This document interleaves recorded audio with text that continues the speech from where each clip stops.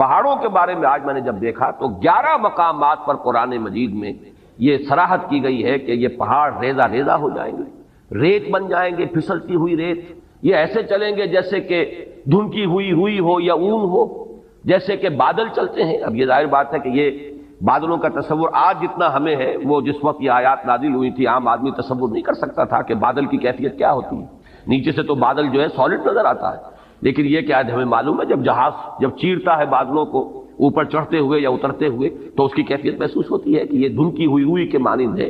یا دھنکی ہوئی اون کے مانند ہے۔ تو پہاڑوں کے بارے میں قیامت میں جو کچھ ان کا معاملہ ہونے والا ہے یہ بہت تفصیل سے آیا ہے۔ میں ذرا تیزی کے ساتھ آپ کو وہ مقامات جو ہیں وہ گنوا دیتا ہوں۔ سورۃ المرسلات جو ابھی زیادہ دیر نہیں ہوئی کہ ہم نے پڑھی تھی، اس میں فرمایا وَإِذَا الْجِبَالُ نُسِفَتْ، جبکہ یہ پہاڑ جو ہے یہ ریزہ ریزہ کر دیے جائیں گے۔ سورۃ النبا میں آ چکا ہے وَسُيِّرَتِ الْجِبَالُ فَكَانَتْ سَرَابًا، یہ پہاڑ چلائے جائیں گے اور یہ ریت بن جائیں گے، اور ریت چمکتی ہوئی ریت، جیسے کہ کہیں صحرا کے اندر ریت چمکتی ہے تو سراب محسوس ہوتا ہے کہ جیسے پانی ہے، یہ پہاڑ بھی اس شکل کے ہو جائیں گے۔ سورۃ الکہف میں فرمایا وَيَوْمَ نُسَيِّرُ الْجِبَالَ، جس دن کہ ہم پہاڑوں کو چلائیں گے۔ سورہ طٰہٰ میں فرمایا وَيَسْأَلُونَكَ عَنِ الْجِبَالِ، یہ پوچھتے ہیں آپ سے پہاڑوں کے بارے میں،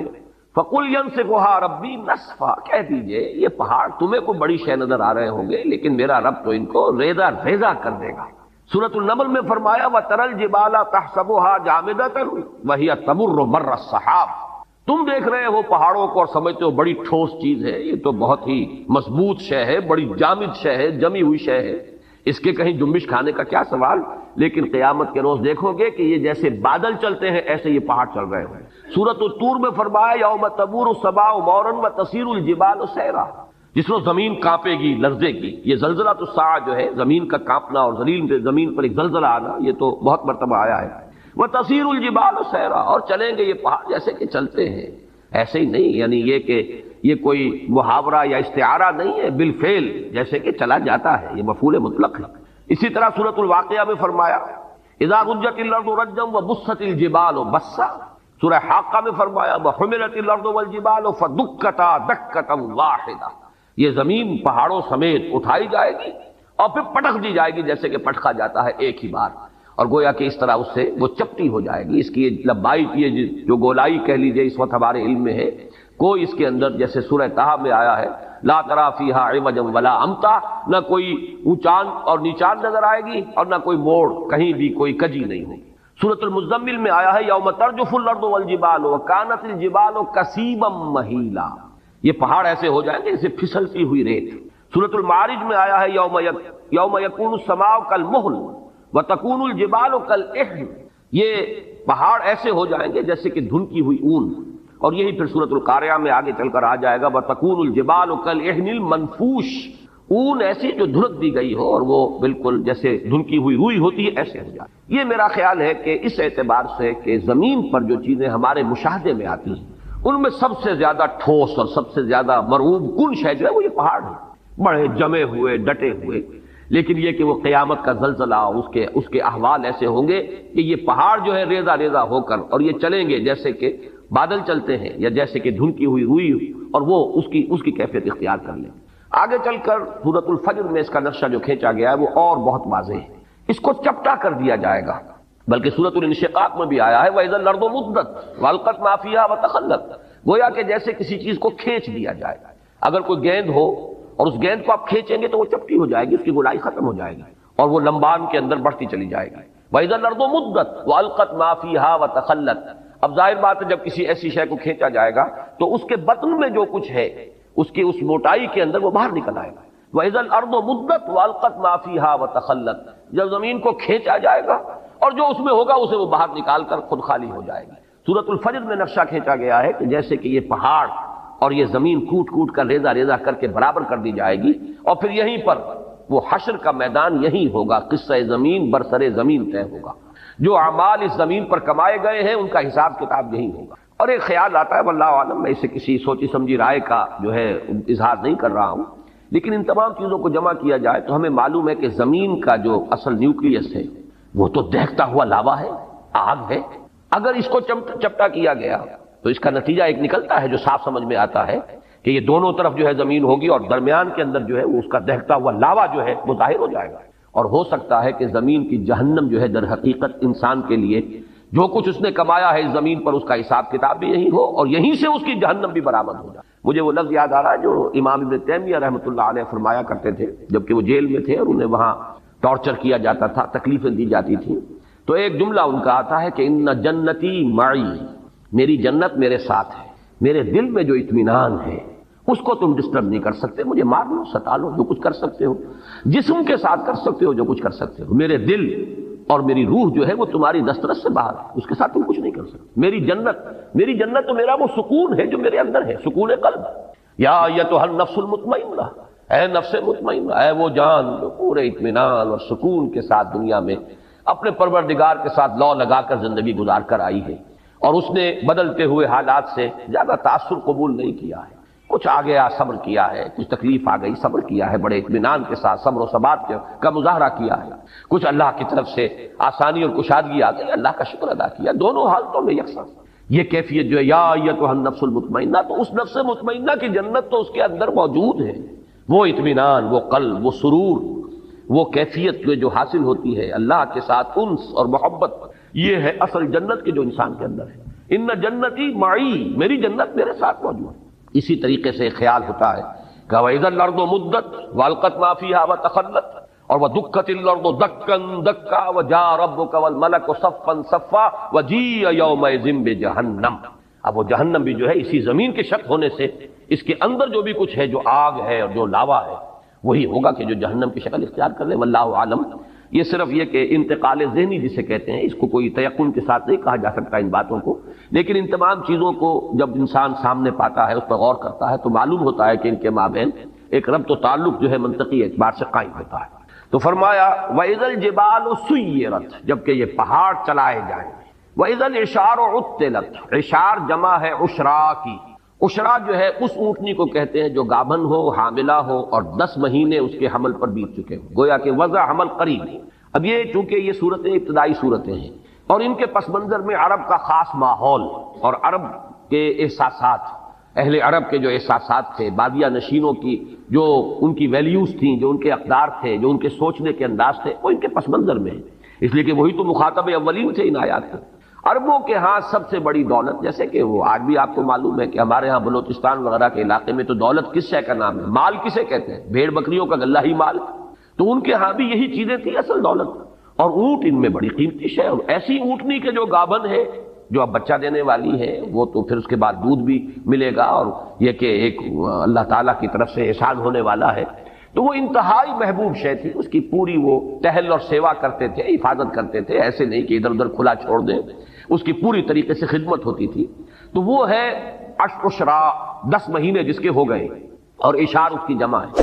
فرمایا وَإِذَا الْإِشَارُ عُطِّلَتْ، جبکہ وہ 10 ماہ کی حاملہ اور گابن اونٹنیاں جو ہے وہ ایسے ہی پھر رہی ہوں گی کہ ان کی طرف کسی کو کوئی توجہ نہیں ہوگی، جیسے کہ ان کی طرف کوئی التفات ہی نہیں، کسی کو ہوش ہی نہیں۔ یہ بالکل وہی نقشہ جو سورہ حج کے شروع میں کھینچا گیا، یوم تذہل کل مرضعۃ عما ارضعت وتضع کل ذات حمل حملها، جس دن دودھ پلانے والی مائیں بھول جائیں گی اپنے دودھ پیتے بچوں کو، یعنی انسان کے اندر جو عواطف ہیں، جو میلانات ہیں، جو احساسات و جذبات ہیں، ان میں ماں کی محبت اور اس کے اندر جو شدت ہوتی ہے جو اللہ نے رکھی ہے، اس کے بغیر کیسے پرورش ہو سکتی ہے بچوں کی؟ پھر یہ کہ خاص طور پر دودھ پیتا بچہ، اس کے لیے جو رحمت اور مودت اور شفقت اور عنایت اور التفات کی کیفیت ہے، لیکن یہ تذہل کل مرضعۃ عما ارضعت، جس کو دودھ پلاتی ہوگی بھول جائے گی۔ اور یہ نقشہ ہمارے ہاں آ چکا ہے، اوجڑی کیمپ کا جو حادثہ ہوا تھا، تو پنڈی کی جو خبریں آئی تھی راول پنڈی شہر کی، ان میں وہ چیزیں آئی کہ آپ کو یاد ہوگا کہ مائیں چھوڑ گئی بچوں کو، بھول گئی اپنے بچوں کو، جب آتی ہے وہ دہشت کی کیفیت اور اپنی جان پر بنی ہوتی ہے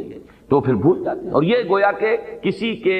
یعنی جذبات کے اندر وہ یعنی محو ہو جانے کا اور اپنی کیفیت ہی کے اندر پوری طریقے سے کھو جانے کی آخری کیفیت ہے کہ ماں اپنے دودھ پیتے بچے کو بھول جائے، یہی کیفیت وہاں ہے۔ وَإِذَا الْإِشَارُ عُطِّلَتْ، جبکہ یہ 10 ماہ کی گابن اونٹنیاں بھی کھلی پھری ہوں گی، پھر رہی ہوں گی، کوئی ان کا والی وارث نہ ہوگا۔ وَإِذَا الْوُحُوشُ حُشِرَتْ، اور جبکہ درندے وحوش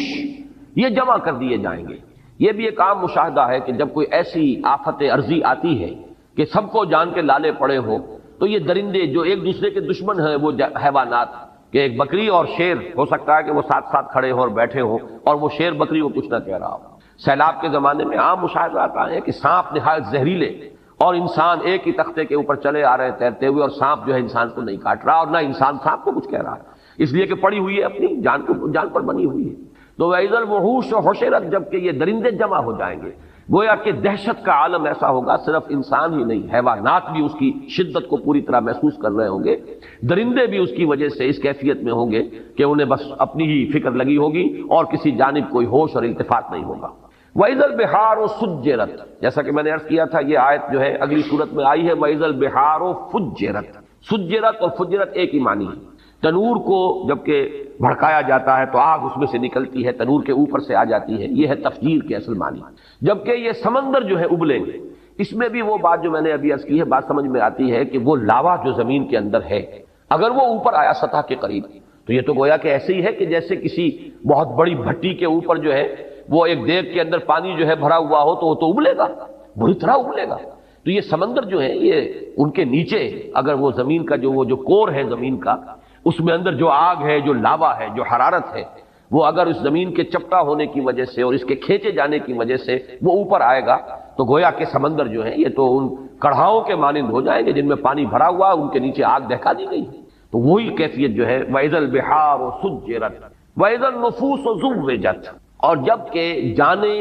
جانوں کا جوڑ ملایا جائے گا یا جانیں گروہوں کی صورت میں تقسیم کی جائیں گی۔ اس زوِّجت کے دو معنی کیے گئے ہیں، ایک تو یہ کہ جان،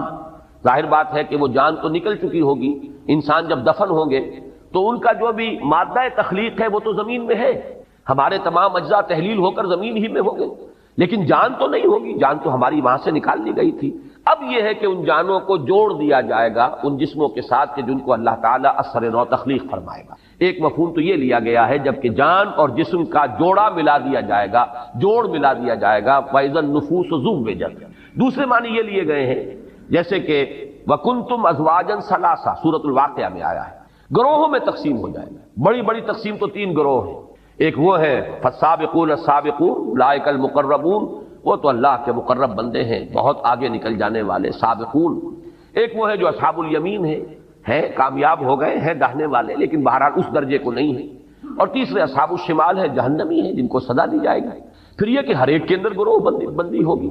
جیسے کہ فرمایا ایک حدیث میں کہ جنت کے دروازے ہیں متعدد، کسی دروازے سے بلایا جائے گا ان کو جن کو خاص طور پر نماز کے ساتھ دلی محبت تھی، کسی دوسرے دروازے سے بلایا جائے گا باب الریان جن کو روزہ رکھنے کا خصوصی جو ہے ایک شغف تھا اور شوق تھا، تو تر و تازگی کا دروازہ ہے جنت کا، اس سے انہیں بلایا جائے گا، اور کسی کو صدقہ و خیرات سے زیادہ مناسبت تھی تو اس کا کوئی دروازہ اور ہوگا، وہاں سے بلایا جائے گا، آؤ اللہ کی راہ میں خرچ کرنے والے آؤ اس دروازے سے جنت میں داخل ہو جاؤ۔ تو یہ بھی تو مختلف گروہ ہو گئے، اور یہاں یہ نوٹ کر لیجیے اس سے مراد فرض عبادات نہیں ہے، وہ تو سب کو کرنی ہے، فرض نمازیں سب کو پڑھنی ہے، لیکن جن کو نفلی نمازوں کا، تہجد کا، اشراق کا، عشاء اور جو بھی نمازیں ہیں، چاشت ہے، اوابین ہے، جن کو اس سے خصوصی مناسبت ہے اور محبت ہے، ان کو ایک دروازے سے پکارا جائے گا۔ روزے جو ہے رمضان کے تو سب کو ہی رکھنے ہیں، لیکن یہ کہ نفلی روزوں کا جنہیں ذوق ہے اور شوق سے جو رکھتے ہیں ان کو دوسرے دروازے سے باب الریان کہا گیا، تر و تازگی کا، اور بڑا اس کے اندر مناسبت ہے اس کے نام کی اس سے کہ روزے میں آدمی سوکھ سا جاتا ہے، ہونٹوں پر پپڑیاں آ جاتی ہیں اور ویسے بھی چہرہ سوکھ جاتا ہے، ڈی ہائیڈریشن ہوتی ہے، لہذا ان کو جس دروازے سے اندر جنت میں داخل ہونے کی دعوت دی جائے گی وہ باب الریان ہے، وہ تر و تازگی کا دروازہ ہے، اس لیے کہ وہ جو روزے کی خشکی کہہ لیجئے یا روزے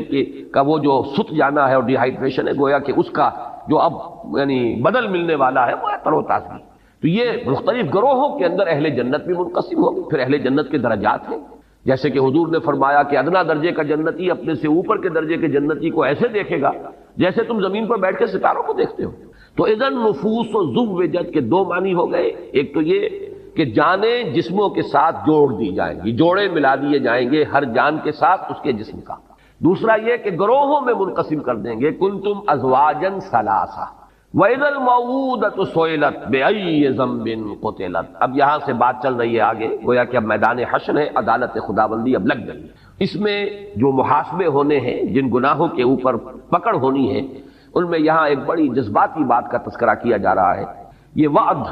وا اور حمزہ اور دال، وعد، اسی سے یہ جو اس کا مفعول ہے وعودہ،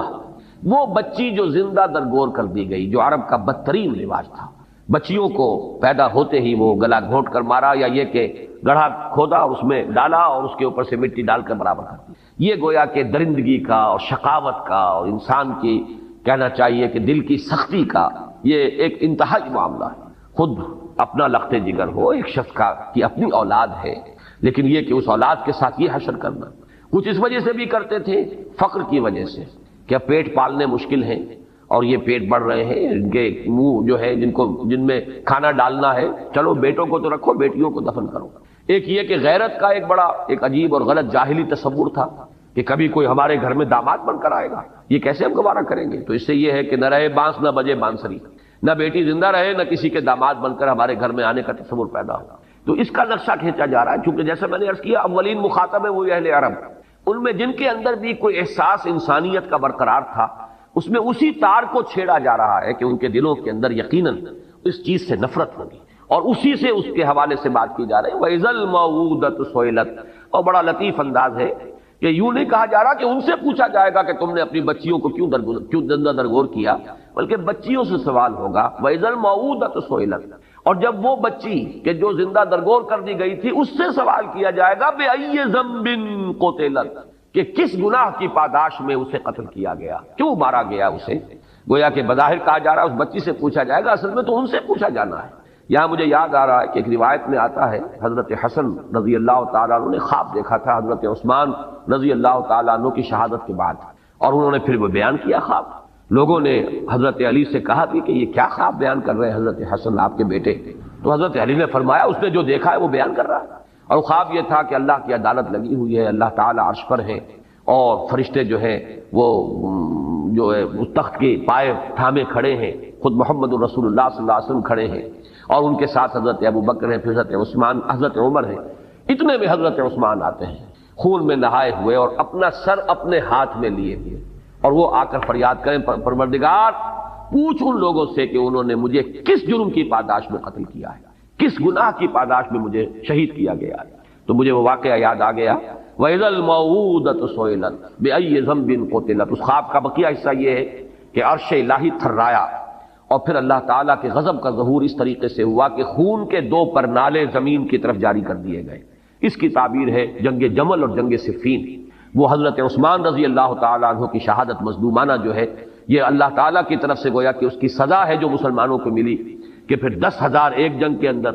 اور شاید 74,000 ایک جنگ کے اندر مسلمان جو ہے قتل ہوئے ہیں ایک دوسرے کی تلواروں اور تیروں سے۔ تو یہ دو خون کے پرنالے تھے جو عرش الہی سے زمین کی طرف جو ہے جاری کر دیے گئے۔ وَإِذَا الْمَوْءُودَةُ سُئِلَتْ بِأَيِّ ذَنبٍ قُتِلَتْ، اور جب کہ پوچھا جائے گا اس بچی سے جو زندہ دفن کر دی گئی تھی کہ کس گناہ کی پاداش میں اسے قتل کیا گیا۔ وَإِذَا الصُّحُفُ نُشِرَتْ، اور جب کہ صحیفے کھول دیے جائیں گے، واضح کر دیے جائیں گے۔ اعمال نامے جس کا کہ نقشہ سورہ کہف میں جو کھینچا گیا ہے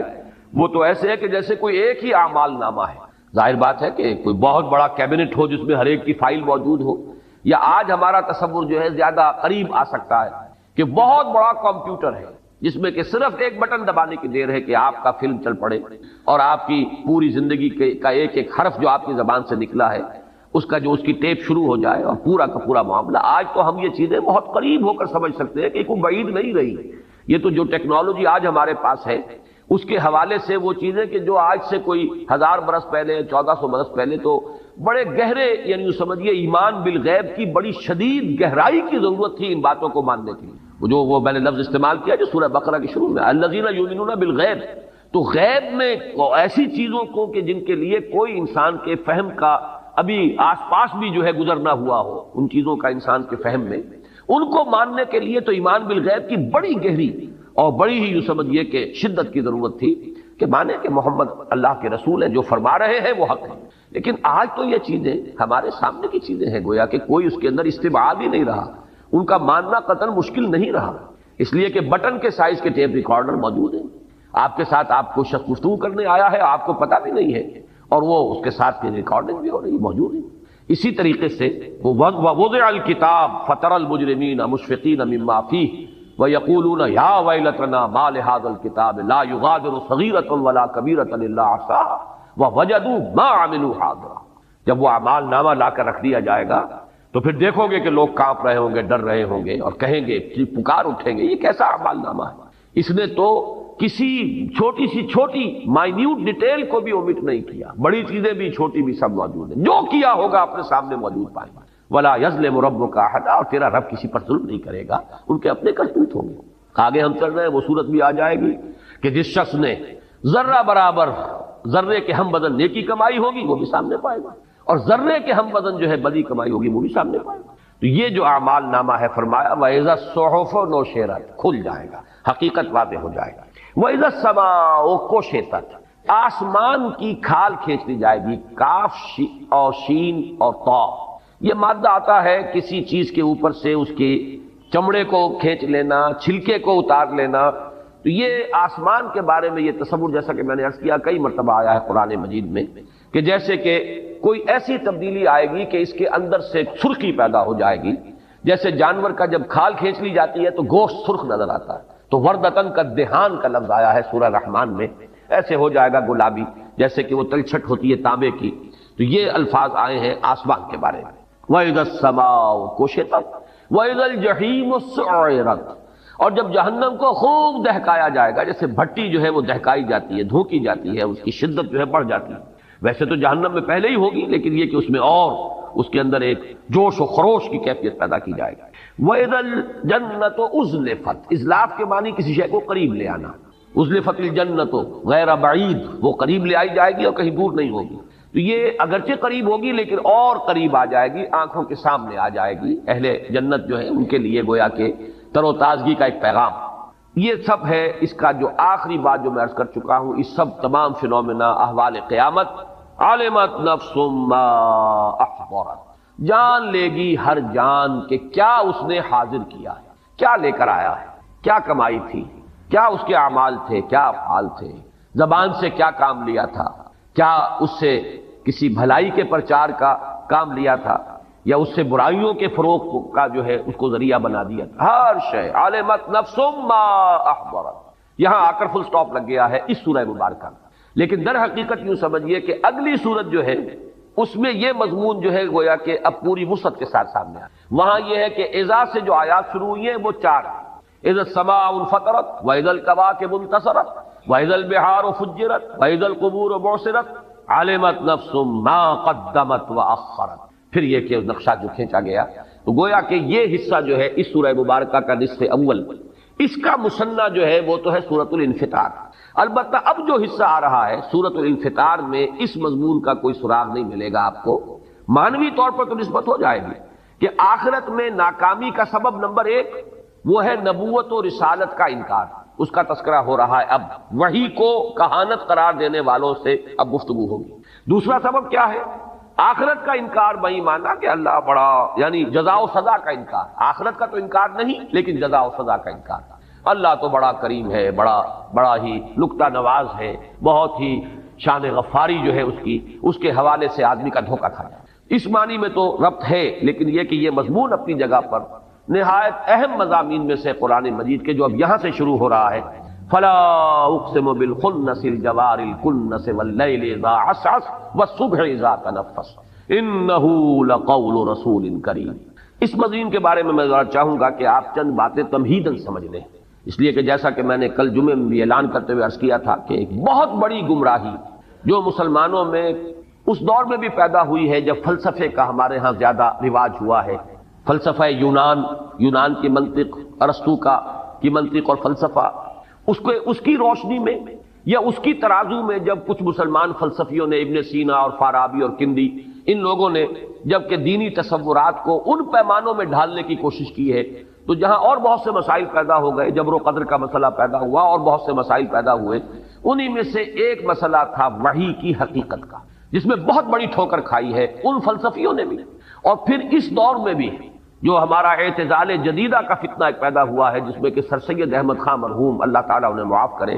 ان کی نیک نیتی پر مجھے شبہ نہیں ہے، اور مسلمان قوم کے ساتھ ان کا خلوص و اخلاص یہ بھی اپنی جگہ پر بالکل اب کوشچن ہے، اب ڈاؤٹ ہے، لیکن یہ کہ دینی معاملات میں جو انہوں نے دخل اندازی کی ہے اور خود ایک بڑے متکلم بن کر آئے ہیں اور تعبیرات جو ہے جدید پیش کرنے کی کوشش کی ہے جدید ذہن کو مطمئن کرنے کے لیے، وہ اقلیت قدیمہ تھی، یہ اقلیت جدیدہ تھی، اور ان دونوں کے نتیجے میں گمراہی پیدا ہوئی، اور وہ گمراہی وحی کے بارے میں، وہی گمراہی تھی کہ جس کا یوں سمجھیے کہ ایک صدائے بازگشت میں تو کہوں گا، اس لیے کہ وہ خیال جو بھی پیش کیا تھا ڈاکٹر فضل الرحمان نے، اب مرحوم ہو گئے ہیں، ان کا بھی انتقال ہو گیا۔ ویسے ان کے بارے میں بھی جہاں تک میری معلومات ہیں، میری ملاقاتیں ہیں، یہاں تو بہت کم رہی ہیں لیکن امریکہ میں کئی مرتبہ ملاقات ان سے ہوئی۔ سن 68 میں آپ کو یاد ہوگا وہ تھے ادارہ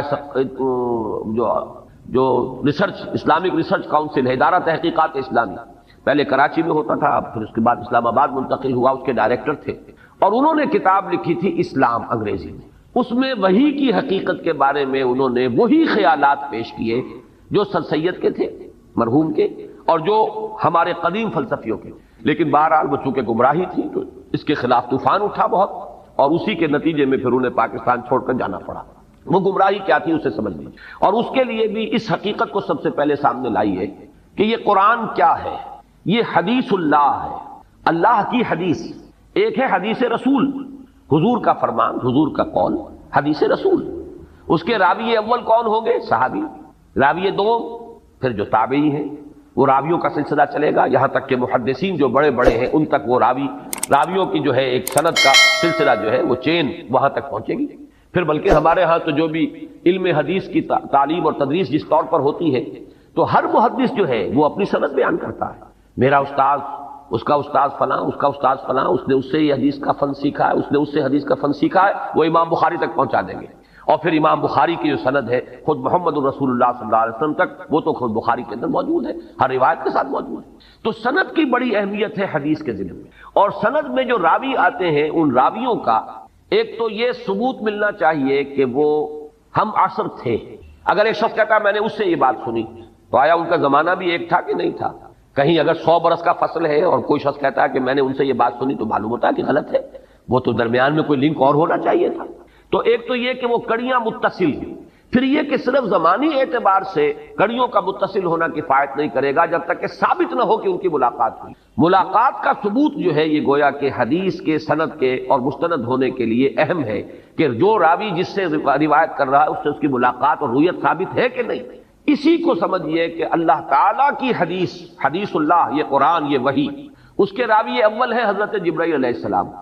اور راوی دوم ہے محمد الرسول اللہ صلی اللہ علیہ وسلم۔ پہلے تو سورہ حج کی جو آخری رکوع ہے اس میں جو مضمون آیا ہے میں اس کا حوالہ بھی دینا چاہتا ہوں کہ ان دونوں کو کڑیوں کو جمع کیا گیا ہے ایک آیت میں، اللہ یصطفی من الملائکۃ رسلا ومن الناس۔ اللہ پسند فرما لیتا ہے، چن لیتا ہے فرشتوں میں سے بھی اپنے رسول، رسول کے معنی ہے ایلچی، پیغامبر، بھیجا ہوا، ارسل یرسل ارسالا سے کسی کو بھیجنا پیغام دے کر، جو بھیجا گیا وہ رسول ہے، مرسل بھی کہیں گے اسے جو بھیجا گیا، اور رسول بھی کہیں گے۔ تو رسول چن لیتا ہے اللہ، پسند فرما لیتا ہے فرشتوں میں سے بھی، اللہ یصطفی من الملائکۃ رسلا ومن الناس، اور لوگوں میں سے بھی۔ گویا کہ انسانوں تک اپنا پیغام ہدایت پہنچانے کے لیے اللہ تعالیٰ پہلے چنتا ہے فرشتوں میں سے ایک پیغامبر، وہ ہے حضرت جبرائیل علیہ السلام۔ پھر نمبر 2 انسانوں میں سے ایک پیغامبر، وہ مختلف رہے، کبھی نوح ہے، کبھی ہود ہے، کبھی عاد، کبھی حضرت صالح ہے، کبھی اور حضرت شعیب ہے، ابراہیم ہے، موسیٰ ہے، عیسیٰ ہے، یہاں تک کہ محمد الرسول اللہ ہے۔ تو یہ جو حدیث اللہ ہے قرآن مجید، اس کے راوی اول حضرت جبرائیل علیہ السلام، راوی دوم محمد الرسول اللہ صلی اللہ علیہ وسلم۔ حضور سے تو اب متصل ہے، سب کو معلوم ہے، حضور نے قرآن پڑھایا، صحابہ کو یاد کرا دیا، اس کا مذاکرہ کیا، 2 مرتبہ حضرت جبرائیل سے مذاکرہ ہوا ہے آخری رمضان میں محمد الرسول اللہ صلی اللہ علیہ وسلم کا، اور سینکڑوں بلکہ شاید ہزاروں کی تعداد میں جو ہے حفاظ تیار ہو چکے تھے، اس لیے کہ سینکڑوں تو شہید ہوئے ہیں جنگ یمامہ میں، ایک جنگ کے اندر۔ اس اعتبار سے اسی وقت پھر یہ ضرورت محسوس ہوئی کہ قرآن مجید کو ایک کتاب کی شکل میں بھی جمع کر لیا جائے، کہیں اگر حفاظ اسی طریقے سے شہید ہوتے رہے تو قرآن جو ہے کہیں گم نہ ہو جائے، ضائع نہ ہو جائے، لہذا اس کو ما بین الدفتین، ایک کتاب کی شکل میں، یہ 2 گتوں کے مابین ایک کتاب کی صورت میں بھی جمع کیا جائے۔ حضور کے زمانے میں، حضور کے اپنے حیات طیبہ کے دوران مصحف جو ہے اس شکل میں موجود نہیں تھا۔ حضرت ابوبکر کے دور خلافت میں یہ مسئلہ پیش آیا، یہ سارے مسائل میں بیان کر چکا ہوں سورہ قیامہ کے درس کے ضمن میں، ان علینا جمعہ وقرآن، اس کا جمع کرنا، پڑھوانا ہمارے ذمہ ہے۔ اللہ نے وہ اپنی ذمہ داری پوری کی، لوگوں کے سینوں میں تو جمع ہو چکا تھا، سینہ محمدی صلی اللہ علیہ وسلم میں جمع تھا، پھر صحابہ کرام کے سینوں میں منتقل ہوا، جمع ہو گیا، لیکن کتابی شکل میں حضرت ابوبکر کے زمانے میں جمع ہو گیا۔ تو یہ جو قرآن مجید ہے اس کا آگے تو اب سلسلہ بالکل یوں سمجھیے متواتر ہے، اتنی شہادتیں ہیں، یہ وہی ٹیکسٹ ہے جو محمد الرسول اللہ صلی اللہ علیہ وسلم نے امت کو دیا کہ دشمن بھی مانتے ہیں، کوئی شک و شبے کی گنجائش نہیں، تسلیم کیا جاتا ہے۔ دنیا میں کوئی کتاب اتنے پیور ٹیکسٹ کے ساتھ موجود نہیں ہے جتنی یہ قرآن مجید، مذہبی کتابوں میں تو کوئی بھی نہیں ہے۔ باقی کوئی کتاب تورات کے بارے میں کوئی یہودی دعویٰ نہیں کر سکتا کہ یہ تحریف سے یہ خالی، یہ غلطیوں سے خالی، اس لیے کہ اصل تورات تو گم ہو گئی تھی حضرت مسیح علیہ السلام سے کوئی 600 برس قبل۔ نبوکدنضر نے جب حملہ کیا تھا بیبلونیا کے بادشاہ نے یروشلم پر، اور اینٹ سے اینٹ بجا دی تھی، اور 6 لاکھ یہودیوں کو قتل کیا تھا، 6 لاکھ کو قیدی بنا کر لے گیا تھا، ہیکل سلیمانی مسمار کر دیا تھا۔ اس کے بعد سے وہ اصل تورات دنیا میں نہیں ہے، اصل انجیل نہیں ہے، اس لیے کہ اصل انجیل یا عبرانی میں ہو سکتی تھی یا سریانی میں ہو سکتی تھی۔ حضرت مسیح علیہ السلام کی زبان آپ کے زمانے میں، آپ شام میں رہے، ساری زندگی جو بھی تھی وہیں آپ نے بتائی، زبان وہاں عبرانی تھی، اہل علم کی، سریانی تھی، کولوکیل لینگویج۔ تو اب انجیل ہو سکتی ہے ممکن طور پر یا عبرانی میں یا سریانی میں، اور نہ عبرانی کا کوئی نسخہ موجود ہے اور نہ سریانی کا موجود ہے۔ جو سب سے قدیم نسخہ ہے وہ بھی یونانی ترجمہ ہے، تو معلوم ہوا کہ اصل انجیل تو نہیں ہے۔ ہاں، قرآن اصل موجود ہے جو محمد الرسول اللہ صلی اللہ علیہ وسلم نے امت کو دیا، لیکن یہ حضور نے امت کو دیا اس کے بعد سے تو تواتر ہے اور بلا شک و شبہ ہے۔ سوال یہ ہے کہ یہ جو پہلے 2 راوی ہیں ان کی ملاقات بھی ثابت ہے کہ نہیں، یہ ہے وہ اہم مسئلہ۔ اور یہ بات جان لیجئے، میں نے کئی مرتبہ یہ بات اصول کے طور پر بیان کی ہے کہ اہم مسائل قرآن مجید میں 2 جگہ ضرور آتے ہیں، کم سے کم 2 جگہ، ویسے تو یہ کہ بار بار بھی آئیں گے، کم سے کم 2 مرتبہ۔ اور نمبر 2 یہ کہ ترتیب ان میں اکثر جو ہے ریسیپروکل ہو جاتی، عکسی ہو جاتی ہے۔ ایک جگہ پر پہلے جو چیز آئی ہے دوسری جگہ پر وہ بعد میں آئے گی، پہلی جگہ پر جو چیز بعد میں آئی ہے دوسری جگہ پر وہ پہلے آ جائے گی، عکسی ترتیب عام طور پر۔ باقی یہ اصول اپنی جگہ پر ہے کہ 2 جگہ پر آپ کو اہم مضامین ملیں گے، اس حوالے سے نوٹ کر لیجئے۔ اور عجیب بات ہے، ترتیب کے علاوہ تعداد آیات 15 آیات ہیں سورہ نجم کی، 1 آیت سے لے کر اور 15ویں آیت تک، آیت نمبر 1 سے آیت نمبر 15 تک 15 ہی آیتیں ہیں یہ سورہ تکویر کی، آیت نمبر 15 سے لے کر آیت نمبر 29 تک، ان دونوں کا مضمون ایک ہے لیکن ترتیب آپ کو جدا ملے گی۔ مضمون کیا ہے؟ حضور کی رویت، جبرائیل علیہ السلام کی، ان کی اصل ملکی شکل میں رویت۔ دیکھیے اب میں آپ کو بتا دوں گمراہی کیا ہے۔ اہل عقل یا عقل پرست جن کو کہا جائے، اہل عقل تو اللہ تعالی ہم سب کو بنائے، سب عاقل ہوں اور عقل سے کام لیں، لیکن ایک لوگ وہ ہوتے ہیں جو عقل پرست ہو جاتے ہیں، طے کر لیتے ہیں جو بات جو ہے ہمارے عقل کے لیے قابل قبول نہیں ہے وہ ہم نہیں مانیں گے۔ اس کو بھی نوٹ کیجئے، ایک ہے خلاف عقل، ایک ہے ورائے عقل۔ خلاف عقل شے کو تو ہم نہیں مانیں گے، لیکن ایک شے ہے ورائے عقل جو عقل کے دائرے سے دور ہے، عقل سے ماورا ہے، عقل سے آگے ہے۔ ظاہر بات ہے کہ عقل سے آگے اگر دین کی کوئی بات نہ ہو تو یؤمنون بالغیب کی ضرورت ہی نہیں۔ اللہ تعالیٰ کی ہستی، اس کے صفات کی مقدار، کیفیت و کمیت ہمارے عقل سے ماورا ہے۔ یہ مانتے ہیں اللہ، یہ جانتے ہیں اللہ ہر چیز کو دیکھتا ہے، کیسے دیکھتا ہے یہ ہمیں نہیں معلوم۔ اللہ کی آنکھ ایسی ہے، وہ بھی کسی روشنی کا محتاج ہے کہ اس کے حوالے سے دیکھے، معاذ اللہ ثم معاذ اللہ، بس یہ معلوم ہے وہ دیکھتا ہے، بصیر ہے، لیکن اس سے آگے کیسے دیکھتا ہے ہمیں نہیں معلوم، یہ ورائے عقل ہے۔ یہ ہمیں معلوم ہے اللہ سنتا ہے، کیسے سنتا ہے؟ کیا اس کے بھی کان ہیں؟ کیا اسے بھی ساؤنڈ ویوز کی ضرورت ہے؟ وہ جا کر کان کے پردے کو چھیڑے اور وہاں سے پھر جو ہے وہ معلومات دماغ کو نہیں لے گی؟ معاذ اللہ ثم معاذ اللہ، جسم اور جسمانیت سے پاک۔ لہذا ہمیں کچھ پتہ نہیں کہ اللہ کیسے دیکھتا ہے، اللہ کیسے سنتا ہے، ہم یہ جانتے ہیں اللہ سنتا ہے، اللہ دیکھتا ہے، سمیع اور بصیر۔ تو یہ چیز ہے ورائے عقل، خلاف عقل نہیں ہے۔ تو لوگ جو عقل گزیدہ ہو جاتے ہیں، عقل پرست، وہ ورائے عقل چیزوں کی بھی ایسی تعبیر کرنے کی کوشش کرتے ہیں کہ جو عقل کے لیے قابل قبول ہو جائے، عقل کے پیمانے کے اندر آ جائے۔ اس محدود پیمانے کے اندر ان لامحدود حقائق کو بھی اتارنے کی کوشش، اس میں ظاہر بات ہے کہ پھر ٹھوکریں کھائی جاتی ہیں۔ اہل فلسفہ کی گمراہی کیا ہے؟ اللہ کو تو وہ مان لیتے ہیں، اس لیے کہ یہ تو ماننا پڑتا ہے، کوئی نہ کوئی علت العلل تو ہے نا، آخر کہیں سے تو آغاز ہے نا، کسی ایک ہستی کو تو ماننا پڑے گا۔ اسے آپ کہیں ورلڈ اسپرٹ، روح کائنات، اسے آپ کہیں وجود مطلق، دی ایبسولوٹ بینگ، کچھ بھی کہیں، جو بھی نام دیں اسے کچھ نہ کچھ ماننا پڑے۔ لہذا اس کو تو ایک ہستی، اس کو ماننا، یہ تو عقل سے جو ہے یہ گویا کہ ان کے نزدیک یہ عقل کے خلاف نہیں، اس کو تو مان لیا جائے گا۔ لیکن یہ فرشتہ کس بلا کا نام ہے اور جن کس بلا کا نام ہے؟ یہ چیز ان محدود پیمانوں کے اندر ان کے ذہنوں میں یہ بات نہیں ہوتی، لہذا توجیہ کرنی پڑتی ہے۔ فرشتہ، بس فرشتہ تو اصل میں قوائے فطرت کا نام ہے، فورسز آف دی نیچر۔ اب ایک ہے ثقل، یہ بھی ایک گویا کہ فرشتہ ہے، بجلی گویا کہ ایک فرشتہ ہے، یہ گویا کہ قواعد طبعیہ جو ہے انہی کو فرشتہ کہہ دیا گیا، ورنہ فرشتے کی کوئی اپنی خارجی اس کا وجود، کوئی اس کا تشخص نہیں ہے کہ اس کا کوئی شخصی وجود ہو، نہیں، بلکہ قواعد طبعیہ، فورسز آف دی نیچر کو فرشتے کہہ دیا گیا۔ جن کیا ہے؟ اجی کوئی علیحدہ مخلوق نہیں ہے، یہ خامخواہ مولویوں نے اس کا ڈھکوسلا بنا دیا ہے۔ جن تو کہتے ہیں مشتعل مزاج انسان، اکھڑ، لڑ پڑنے والے، تھوڑی سی بات کے اوپر مشتعل ہو جانے والے، کیونکہ مشتعل ہو جاتے ہیں وہ، لہذا کہہ دیا گیا کہ وہ آگ سے بنائے گئے ہیں۔ جیسے کہ ہم کہتے ہیں وہ فلاں غصے میں آگ بگولا ہو گیا، تو اسے آگ تھوڑا ہی ہو جاتا ہے، وہ انسان ہی رہتا ہے۔ یہ صرف ایک استعارہ ہے کہ ہم نے کہا وہ غصے میں آگ بگولا ہو گیا، ایسے ہی استعارتاً کہہ دیا گیا ہے کہ جن جو ہے وہ آگ سے پیدا کیے گئے، ورنہ وہ بھی انسان ہیں، انسانوں ہی میں سے جو اکھڑ قسم کے اور جو مشتعل مزاج لوگ ہیں ان کو جن کہہ دیا گیا۔ یہ ہے تعبیرات جنہوں نے کہ ایک بہت بڑا مسئلہ کھڑا کر دیا۔ اگر فرشتے کا کوئی خارجی وجود نہیں ہے، کوئی پرسونیفائڈ ایگزسٹنس نہیں ہے، تو پھر یہ وہی کون لے کر آئے؟ اب آپ کو معلوم ہے کہ ایمانیات ثلاثہ میں سے توحید، ایمان باللہ، پھر ایمان بالرسالت، ایمان بالآخرہ یا معاد، تو ایمان بالرسالت کی ساری بنیاد وہی پر قائم ہے۔ وہی مانے تو نبی کا سوال ہوا نا، وہی کو تسلیم کرے تو رسالت اور نبوت اور کتاب کا تصور سامنے آیا۔ وہی کی حقیقت ہے کہ جو سب سے بڑا مسئلہ بن گیا۔ جب فرشتہ کسی شے کا نام نہیں ہے تو یہ کہاں سے، کون ہے جو لایا؟ یہ جبریل امین کون ہے؟ یہ روح القدس کون ہے؟ یہ ہے اصل میں وہ سوال جس کا جواب انہوں نے یہ دیا۔ اب یہ نوٹ کیجئے، یہ میری بات نہیں ہے، یہ ان کا جواب ہے کہ اصل میں وہی